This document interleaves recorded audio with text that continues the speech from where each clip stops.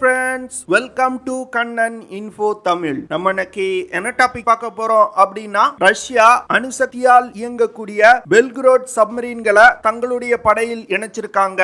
இந்த Belgorod submarine தான் கடந்த 30 வருடங்கள்ல கட்டப்பட்ட ஒரு மிகப்பெரிய சப்மரீன். இந்த சப்மரீனோட செயல்திறனை பார்த்து அமெரிக்கா மற்றும் நேட்டோ நாடுகள் கதிகலங்கி போயிருக்காங்க அப்படின்னு சொல்லப்படுது. பெல்கரோட் சப்மரீன்ல இருக்கக்கூடிய ஆயுதங்களை கொண்டு ஒரு நியூக்ளியர் சுனாமியவே ஏற்படுத்த முடியும் அப்படின்னு சொல்லப்படுது. இந்த வீடியோல ரஷ்யா எதற்காக இந்த பெல்கரோட் சப்மரீன்களை உருவாக்கி இருக்காங்க, இந்த சப்மரீன்ல இருக்கக்கூடிய நியூக்ளியர் சுனாமியை ஏற்படுத்தக்கூடிய ஆயுதம் என்ன, அதை எதற்காக ரஷ்யா டெவலப் செஞ்சிருக்காங்க, பெல்கரோட் சப்மரீன்களோட செயல்திறன் மற்றும் தாக்கும் திறன் குறித்து நம்ம டீடைலா இந்த வீடியோல பார்க்கலாம். நம்ம சேனலை நிறைய நண்பர்கள் சப்ஸ்கிரைப் செய்யாம பார்த்துட்டு இருக்கீங்க. தயவு செஞ்சு சப்ஸ்கிரைப் பண்ணிக்கங்க. நீங்க பண்ற ஒவ்வொரு சப்ஸ்கிரிப்ஷனும் எனக்கு அடுத்தடுத்த வீடியோஸ் போடுறதுக்கு ஒரு மோட்டிவேஷனா இருக்கும். கோல்டு வார் டயத்துல அமெரிக்கா மற்றும் ரஷ்யாவுக்கு இடையே ஆயுதங்களை உருவாக்குறதுல ஒரு மிகப்பெரிய போட்டி நிலவுச்சு. இதன் காரணமா அமெரிக்கா தங்களுடைய கடற்படையை வலிமைப்படுத்துறதுக்கு அதிகமான ஏர்கிராப்ட் கேரியர்களை உருவாக்குனாங்க. ஆனா ரஷ்யா தங்களுடைய கடற்படையை வலிமைப்படுத்துறதுக்கு நீர்மூழ்கி கப்பல்களை உருவாக்க ஆரம்பிச்சாங்க. உலகின் தலை சிறந்த அதிநவீன நீர்மூழ்கி கப்பல்களை ரஷ்யா உருவாக்கி இருக்காங்க. அந்த வகையில ரஷ்யா ஏர்கிராப்ட் கேரியர்களை விட நீர்மூழ்கி கப்பலுக்கு தான் அதிக முக்கியத்துவம் கொடுப்பாங்க. இதன் காரணமா நீர்மூழ்கி கப்பல் கட்டும் தொழில்நுட்பத்துல சிறந்து விளங்கி வராங்க. இப்போ சமீபத்துல ரஷ்யா ஜூலை 8ஆம் தேதி அதிநவீன பெல்கரோட் சப்மரீன்களை தங்களுடைய கடற்படையில் இணைச்சிருக்காங்க. இந்த சப்மரீன் ரஷ்யாவின் நீர்மூழ்கி கட்டும் திறனுக்கு ஒரு எடுத்துக்காட்டுனே சொல்லலாம். ஷெவ்மெஸ் ப்ரொடக்ஷன் அசோசியேட் அப்படிங்கிற நிறுவனம் தான் இந்த பெல்கரோட் சப்மரீன்களை கன்ஸ்ட்ரக்ட் பண்ணிருக்காங்க.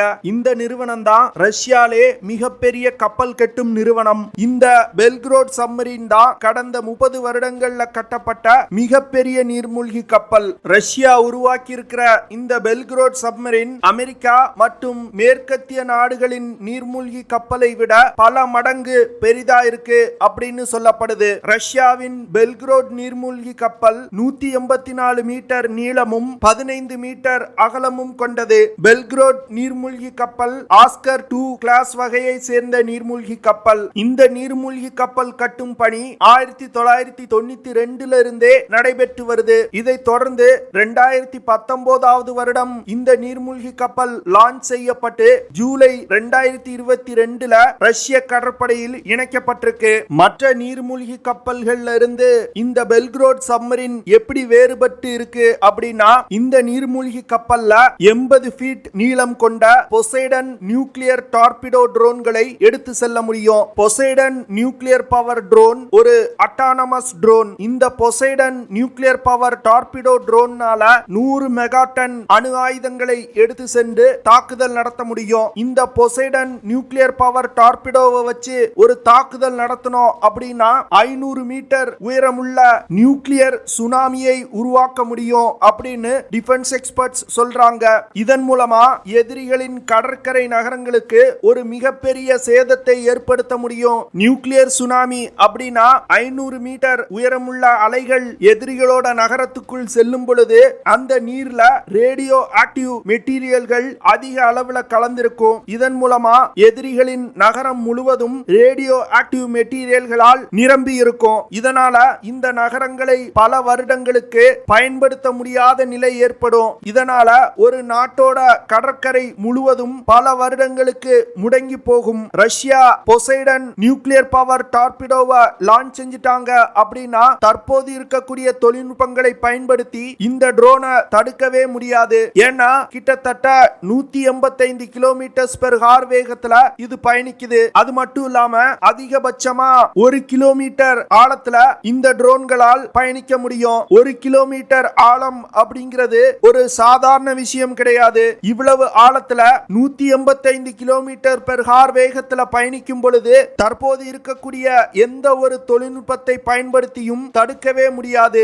ரஷ்யா இந்த பொசைடன் ட்ரோனை அமெரிக்காவை மனதில் வைத்து உருவாக்கி இருக்காங்க அப்படின்னு சொல்லப்படுது. அதாவது அமெரிக்காவின் கடற்கரை நகரங்களை தாக்கி அழிப்பதற்காகவே பிரத்யேகமா ரஷ்யா இந்த ட்ரோன்களை உருவாக்கி இருப்பதா சொல்லப்படுது. பொசைடன் ட்ரோன் ஆர்டிபிஷியல் இன்டெலிஜென்ஸ் மற்றும் சேட்டலைட் கண்ட்ரோல் உதவியோடு டார்கெட்ஸை நோக்கி வழிநடத்தப்படுது. டிஃபென்ஸ் எக்ஸ்பர்ட்ஸ் HI சர்டன் இந்த பெல்கிரேட் சப்மரீன டூம்ஸ்டே சப்மரீன் அப்படின்னு சொல்றாரு. அதாவது பேரழிவை ஏற்படுத்தக்கூடிய நீர்மூழ்கி கப்பல் அப்படின்னு சொல்றாரு. பெல்கிரோட் சப்மரீன்கள் ரஷ்ய கடற்படையில் பயன்பாட்டில் இருந்தாலும் இந்த நீர்மூழ்கி கப்பல் ரஷ்ய அதிபரின் நேரடி கட்டுப்பாட்டில் இயக்கப்பட்டு வருது. அதாவது இந்த கப்பலை பயன்படுத்தி ஒரு ஆபரேஷன் நடத்தணும் அப்படின்னா அதற்கு ரஷ்ய அதிபரின் ஒப்புதல் தேவை. பெல்கிரோட் சப்மரீன்கள்ல 6 பொசைடன் நியூக்ளியர் பவர் ட்ரோன்களை எடுத்து செல்ல முடியும். அதாவது விமானப்படையில் வாரியர் ட்ரோன் கான்செப்ட் எப்படி வேலை செய்யும் அப்படின்னா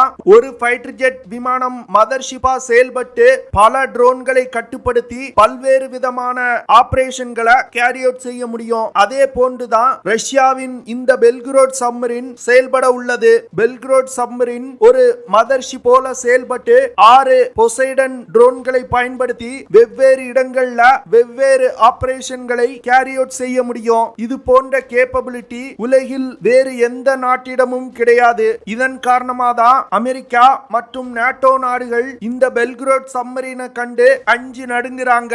பொசைடன் டார்பிடோ போன்ற தனித்துவமான ட்ரோன்களை பயன்படுத்தி ரஷ்யானால மேற்கத்திய நாடுகள் மற்றும் அமெரிக்காவுடைய அண்டர் வாட்டர் கன்ஸ்ட்ரக்ஷன்களை பெருமளவுல சேதப்படுத்த முடியும். குறிப்பா போன் மற்றும் இன்டர்நெட் அண்டர் வாட்டர் கனெக்ஷன்களை அளிக்க முடியும். இதன் மூலமா மேற்கத்திய நாடுகள் மற்றும் அமெரிக்காவுக்கு பொருளாதார ரீதியா ஒரு மிகப்பெரிய பின்னடைவை ஏற்படுத்த முடியும். ரஷ்யாவின் பெல்கிரோட் சப்மரீன் செவ்ராட் வின்ஸ் போர்ட்டை தலைமையிடமாக கொண்டு இயங்க போகுது. இந்த போர்ட் ரஷ்யாவின் நார்தர்ன் நேவல் ஃபிளீட் கட்டுப்பாட்டில் உள்ளது.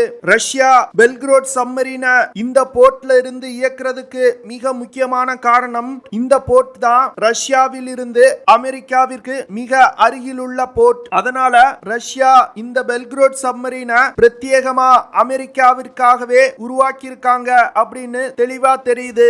பெல்கிரோட் சப்மரீன்களை இயக்குறதுக்கு 2 பிரஷரைஸ்ட் வாட்டர் ரியாக்டர் வகையை சேர்ந்த OK650M.02 நியூக்ளியர் ரியாக்டர்கள் பயன்படுத்தப்படுது.